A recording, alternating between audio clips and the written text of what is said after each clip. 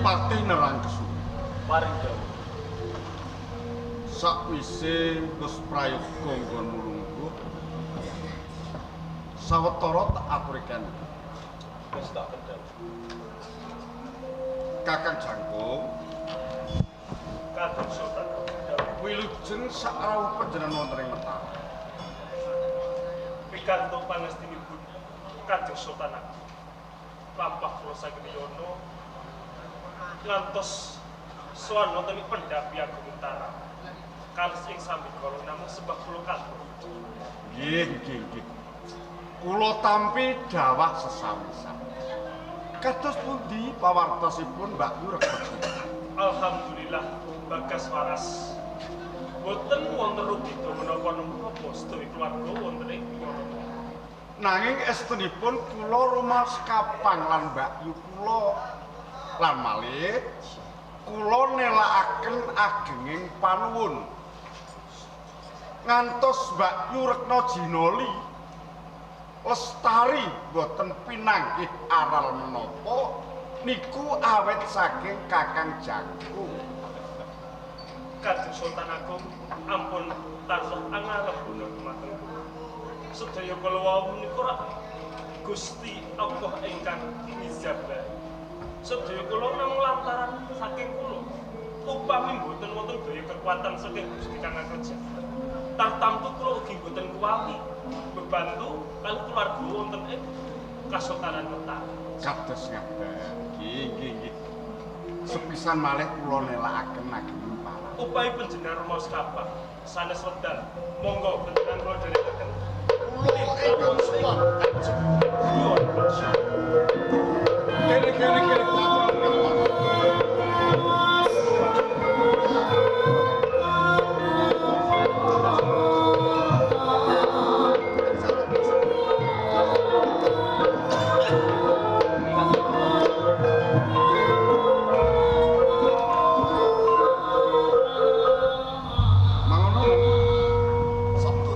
Basuki suwan mono ngesak. Pikantuk bekal sopan Sunan Dalem harjo suwan. Namun sing kemungkinan ibu pucuk kanjeng. Iya. Tak tampa mung puja pangesti Surata. Ukindar sampeyan. Pada duka menawi sowan kula kirang arep sila. Jika mau kedoyo, kula kepingin suwan ing Sunan Dalem badhe ngaturaken swasana ing Kabupaten Pati. Ana apa swasana Pati? Pedang menika Kabupaten Pati king dipun wastani Kisuh. Cih, awet tumindakipun tiyang ingkang kirang tanggung jawab. Nggih kalebet kawula ing Pati ingkang nami Ondoranti. Ya kene pakate Ondoranti kaya mongko kuwi ya kawula Pak. Leres. Yo. Kengipun Kadipaten Pati nggih karana Ondoranti saben-saben wonten tiyang ingkang badhe netepi wajib nyembah dengar sanipun Gusti Allah. Ing mriku dipun cegat. Para santri patayat ugi kados ngaten. Kawula dipun piloro.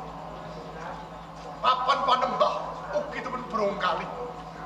Kula boten saged diadani pinten-pinten tiyang ingkang kula pundhuti sejata pitulungan ugi boten pikantuk karya kanjeng. Mangono neng Mari dawuh. munggahmu ing pendopo kandha sing kaya ngono. Mongko iki uga ana kawula Pati sing lenggah ana ing sisihmu. Tuh.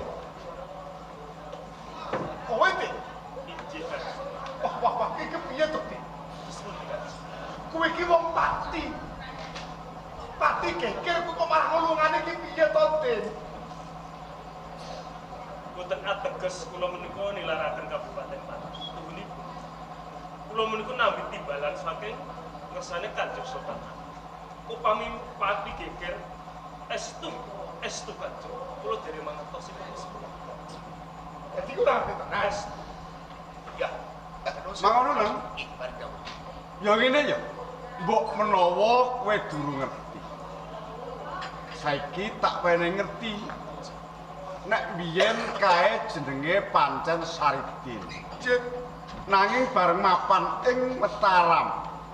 Jenenge saiki Syekh Jangkung. Kae wis dadi peranganing kulawarga ing Mataram. terus kanjeng. nami Syekh menika tiyang Monjonegari lan Syekh menika. Kok sakit manggih Syekh niku?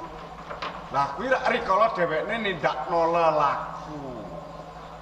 Nganti dhewekne duwe gelar Syekh Jangkung. Ngono to, Dik. Menika lan saja. Seneng yo kebangetan kuwi kok malah lali karo desamu. Udah pati geger malah kowe ngrungani. Ya. Nek pancen ana peranganing kawula kang aran Ondorante, gawe sangsaraning kawulang Kabupaten Pati mongko Pati kuwi kabawah perintah ing Mataram. Ya senajan kepiye wae aku tetep budidaya. Mula kali kuwi Kakang Jangkung Kanjeng Sultan. rene kados ngaten aturipun mangono neng Pati nembe geger ingkang dipun ayah dening Ondorante. Kula nyuwun tulung dika wangsul wonten ing Kabupaten Pati tedhak wonten ing dusun Sitinggil pinanggih lan Ondorane dika elingaken. Kula kinten terang terocodho pangandikanipun Kanjeng Sultan. Sak sampunipun kula nilaraken Kasultanan Mataram kula badhe nglipih penggalipun Ki Ondorante. Kula saiki menika pangestu dalem ingkang kula suwun. Lan malih menawi mangke wonten syarat lan sarana panjenengan kula kanthi kalian Narangkesuma narangsul kesanipun wangsul ing Mataram kula mangke kula mujuki sarana Parang Sakit Dik ya. Narangkesuma dari para kanjeng saja. Namun sawetara gantemu ning Mataram. Wis tak ada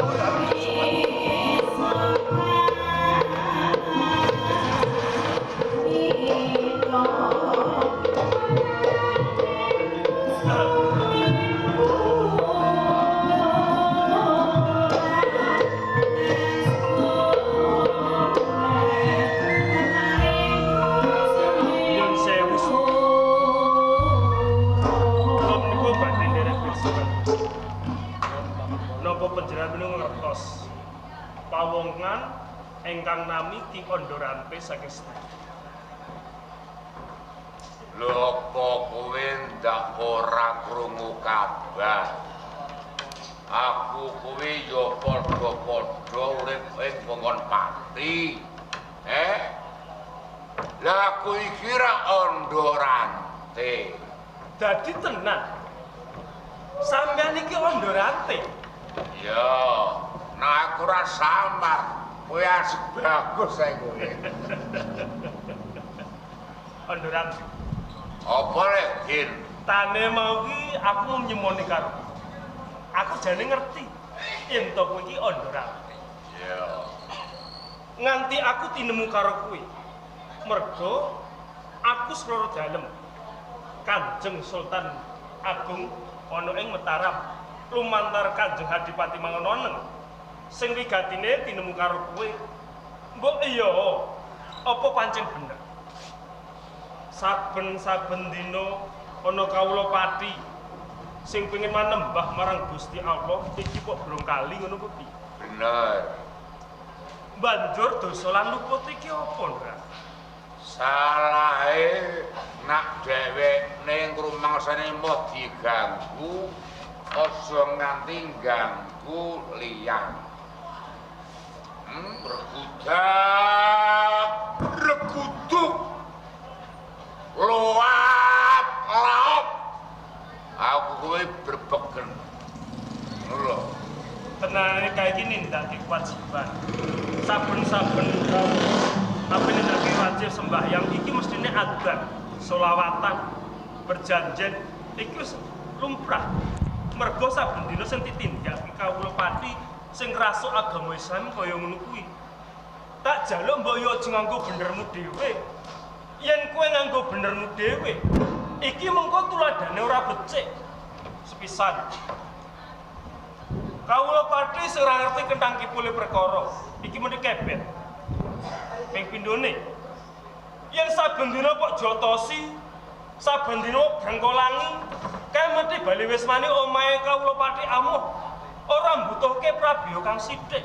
Upama ana kawula Pati sing lara, iki sing repot ora kowe nanging Kanjeng Adipati Mangunoneng. Mbok yo mikir perkara iki bareng kok, Teon. Din. Semune kowe ngandhani karo aku. Nek kok mung kowe trima tangga, selagine bupatine Pati ora tak rew kowe sak kandhani. Ondoranti. Tekoku ana ing pengarepanmu iki sepisan. Aku pengen ngeliki kowe. Ewan dene menungso kaya kowe kok ora duwe tikeni eling. Banjur kepiye mengko uripmu? Kepiye uripmu? Aku iki uripku dhewe ora butuh urip karo wong berah. Oh, dadi ngono ya? Ya. Yen pancen kowe ra kena tindake, yen besok ana apa-apa men aja nutuh karo aku kowe.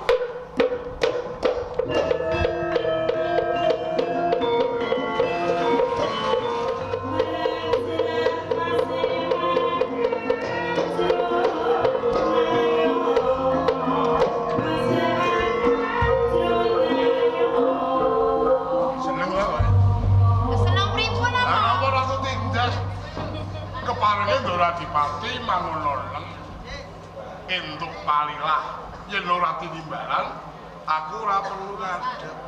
Lah Rama, mawi mboten wonten panjenengan kula menika nggih kalih sinten? Abdi putri menika nggih sami repot piyambak. Nanti Nggih. beda karo padatan. Entene napa to, Mo? Sono besus ya luwih disalih. Lho awet kula niki rak pun dewasa.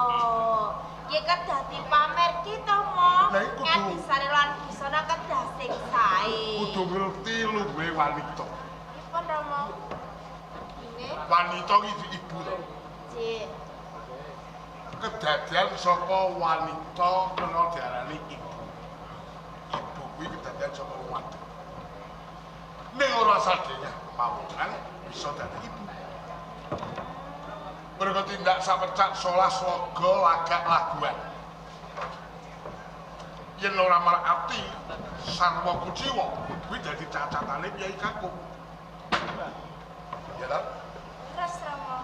Nek wis pinter ngadi salira. Solas lagamu kudu ditata. Saya-saya tembung sak klima. Aja nganti nemu lan nyenggol rasane liyan.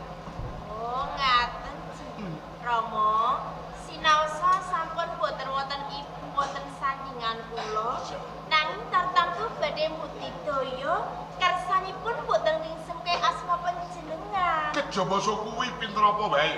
Ah, nggih samukawis. Cawis dedaran pun wasis. Miru nyamping kagem panjenengan. Keronce sekar tembang gedhe joget lawung nggih pun wasis mo. Iki sing tekan. Mergo ngersa dalem Ndara Adipati ing kala mangsa sekaul pisan nganake tanggap parsa. Nggih. Kowe batak pamer iki. Kae lho, putrane tumenggung Suba Pratata. Pinter. Baut gone gegulang budaya Srimpi. Ya ta? Seni adiluhung tinggalane nenek moyang. Budaya kita iki wis maju to. Aja nganti rusak. Yen budayane rusak, negara bakal bubrah. Ya ta? Tuladhane iki. Akeh wong manca negara sing padha sinau budayane iki. Ning nek sing duweni budaya dhewe iki ora memetri, ya iki disarang karo budaya liya. Kalide, kasilep, ya ora akeh. Pendake janter-janter. Terus Rama. Ujare ngakondo pol pinimpuna yen ana peldak ganter iki kono ta. Nggih. Apa ya perangane uga praja ing Pati sebab terdak ana ing katembangan kene lho. Menawi Kanjeng Rama. Raji sampun sawet wis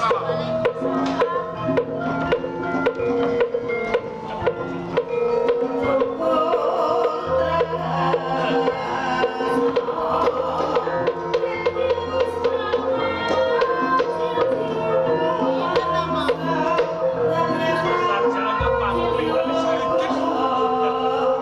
Nggih, kula saripun. Betul. Enten ae, Mo. Saridin Lho. biyen sandang penganggone ya ngono kae iki. besus kaya piyayi. Sampeyan dereng ngerti to. Kula menika dados ipine Kanjeng Sultan. Keluarga Mataram. Kalebu Sentana wonten ing Mataram. Ya kudu keluarga mong. Ini ora perlu tak. Tak wani ngerti. Nggih. Ya mergo dianggep pati sewu aja Kabeh Asing paling pangros. Anggih sedaya menika ora nyata to mboten dados napa. Pancen lelakone Saridin rikala Sumatera kados ngeten. jalur gunung kadengaran tegak wonten iki. Perompok kula ingkang nemu. Tuhunipun wonten wigatos terus. Ngantos kula menika caket kalih bejo. Kula badhe nyuwun berbagi kalih bejo. Walah. Sampeyan lucu kok. Sampeyan iki senajan wong desa saka ing Miyono. Ning kebaking kaweruh. Nek kula ngertine mung nata praja, maju perang, nata prajurit. Ora jeneng nyul bantu kalian bebantu ngen pundi. Tenan rak ngeten to. Nalika kula menika mapan ana ing Kasultanan Mataram. Engko wonten rawuhe Kanjeng Adipati Mangunoneng. Ndoro Bupati Mangunoneng tidak wonten Mataram. Sowan matur wonten ing ngersane Kanjeng Sultan. Mergo pati lagi wae geger. Awet saking patrape pawongan kang aran Ki Ondorante saka Stinggil. Kepareng Kanjeng Sultan supados kula menika dipun ripik. Kula nggih lurah ning kabar sing swara digawa waliyan. Kula dalan swara kabar bagus. Yo ora, ini nembe iki. Nyoto niku nyoto, estu nyoto. Ana paling ning paling sing sono. Pokok ngono iki njero Tes nganti kula wangsul wonten Kabupaten Pati, kepanggih kali Ki Ondorante. Sampe sok ketemu dhewe karo Ondorante. Malah aduaken kali Ondorante niku kula. Sepisan kula lekke. Patrape Ondorante mboten mendho malah sansaya ndobro. Upami kula gelut, mestine kula niku kalah. Sing sampeyan niku ora kurang dura cara lan pawekaman ngoncati kok malah jaluk tulung kula niku malah Mergo pokro iki Ondorante iki sing gaweke bingung atiku nganti aku mlayu tinemu kalih sampeyan. Ya. Niki kula badhe nyuwun srana kalih panjenengan, kula badhe ngampi putri panjenengan. lho waliyan. Sampeyan malah lucu. Pripun Lah napa? kula lajeng disile niki model barang. Niki menungso lah benjangan dikelan kula. Inji, kula ngertos kan. Nanging sedaya kula menika namung panggih supados nikut kalian Ki Ondorante. Adane wong prokol ngono ora pun menang mangsang sumban. Ngoten to. Watak pandane si Ondorante senenge nyujuk. Ya, niku. Ora samu ora temu karo wong wadon. Kowe iki bakal sun ngambil karo Kakang Sakin pinaka dadi pamilup Pamilup. tembung menterenge dadi rantai emas. Sing supaya iso ngruwuhake si Ondorante iki mah. Ini lho. Paro piye iki melu proso tanggung jawab. Mergo kowe anak prajurit. Nek pati geger, pati ora tentrem. Satemah kawula padha ora ayem uripe. Ning nek negarane tentrem, kawulane ayem, nyambut gawe apa wae tumanja. Kula mboten badhe kawratan kok, Rama. Monggo digawake waragan sing sekirane ngombe ning susu. Liwat itu ora dari gagasan apa-apa, ya lho. Oh, iya. Mulai mendem. Aku ditakoni Takoni. kok iso digaya, iso sekti, kuwi pangapasane apa? Lan kuwi apa sampe ngono. Ngoten. Ning kowe aja bloko nek kowe Buranti anake Sumbo Radam. Nggih, Kuwi bocah anake cawa kaya kabukaninan ora apa ora biyung. Nggih. Rasane kadang. Mengko aku cedak karo si Kakang Mesti tak Saridin. cek. yen ado tak cedhaki, yen cedhak tak adohi. Aku bakal ngawat-ngawati Aku padha marang kowe keselamatanmu sing jaga aku. Sautuhe aku bakal tanggung jawab. Lah niki mangke kula jeneng napa nggih netepi. Ya lho prayoga iki lho. Ya pun nek ngaten kula nyuwun pamit ya. Nggih. Saiki kula tak perintah pelanggan pantang wilangan.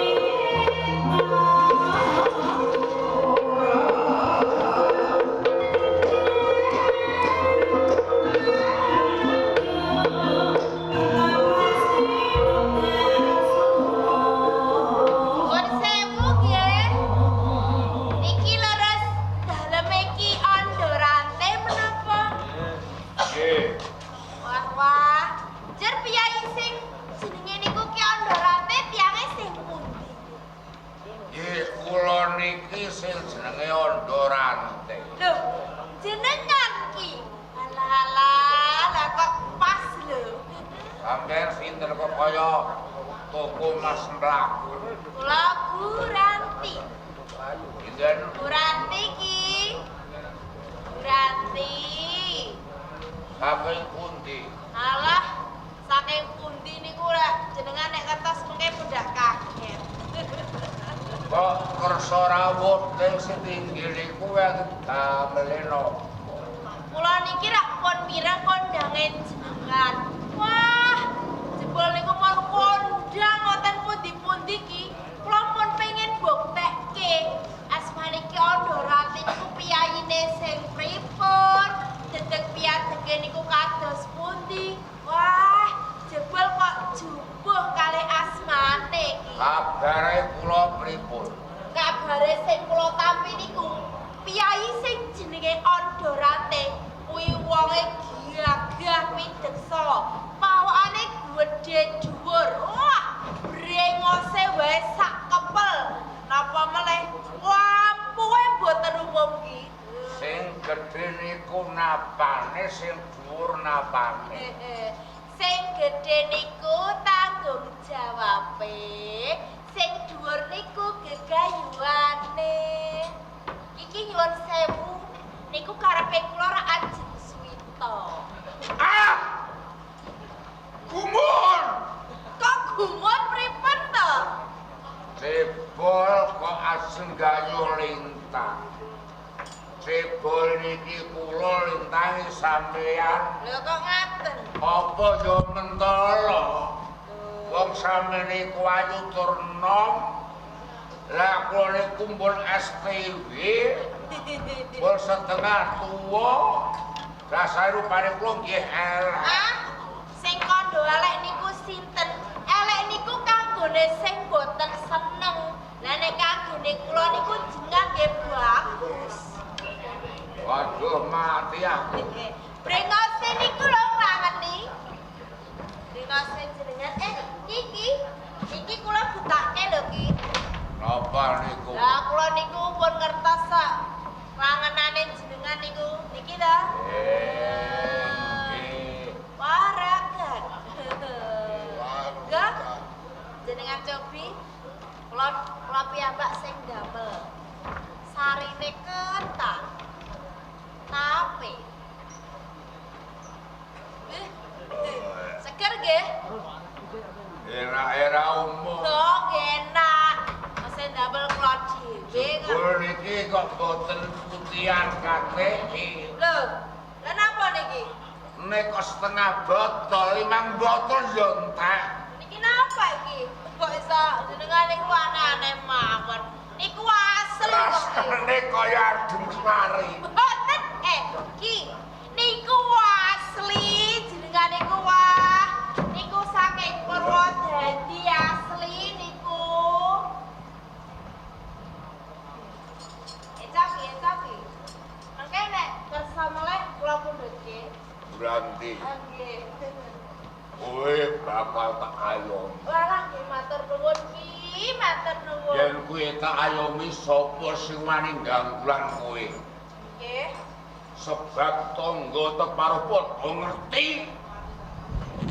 Yen aku ditumbak lakak-lakak. Nggih, terus ki pripun? Aku dipegel ngecicil. Diplatok mlorot. Sing mlorot iku Ening apa? kuwi sayangku ya Buranti. Pripun ki? Kowe tak kandhani aja kandha wong-wong. Alah, kula niki rak tresna kalih jenengan. Pun wadune jenengan iku nggih padha wae wadi kula. Iki wadi aja nganti kok kandhana sapa-sapa. Enten apa ki? Aku bisa mati. Wah, nggih.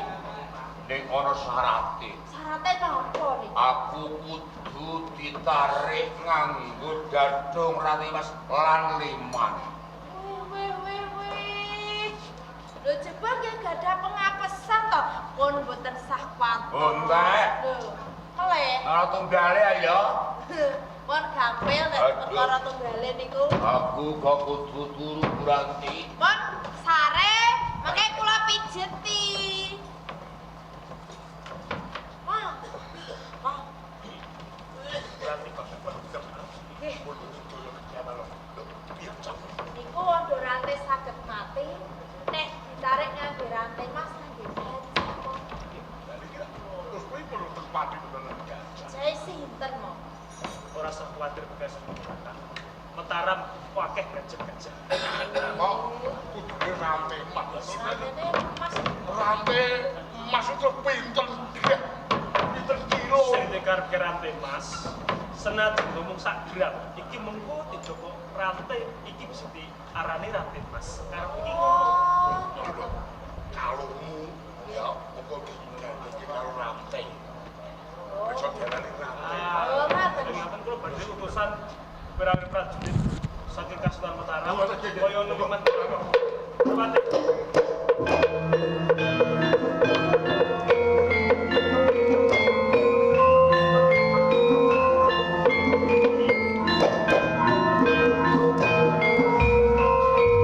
menika pawongan ingkang nami Ondoran.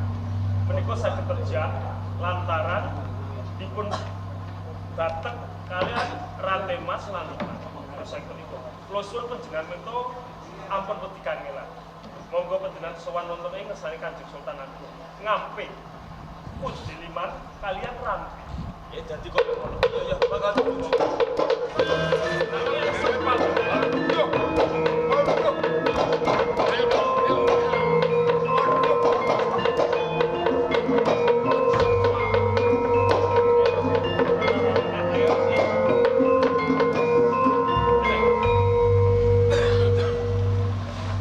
Yen Ondorante pun mati minangka kangge kaca brendanipun Tiyang Pati ampun ngantos nulak budi pakertine kadodene Ondorante sing gawe geger ing pati. menika leres sekali. Lajengaken pundi pulang malipun menika? Dipun nanging enten nangingipun. Pripun? Kuburan ke Ondorante iki aja ngasih dipethak sak ruangan. Kersanipun. Upama mengko dipethak sak ruangan, iki Ondorante iki mengko bakal bisa urip meneh. Jalaran iki pancen wong digdaya. Jinangkung mulus sae kuwi. Sak perangan dipethak ana ing kulon kali, sak perangan dipethak ana ing wetan kali. Ragane sing dadi loro iki ya nek mul pisah boten badhe. Ora bakal urip meneh karepku ngono. Kakang Sarden pun swasana ing Pati Padang Jinggrang jalaran Sukertane Negari sampun kabras. Nggih, monggo-monggo sami memita kalunggahan Gusti Kawring Jagat lestari widodo Amin. wonten ing Pati saengga wonten ing Laladan Maitan dukuh Gebang mriki murah sandang pangan Amin. rakyatipun Amin. warganipun Amin. sami slamet Amin. nggih nemu Monggo, monggo.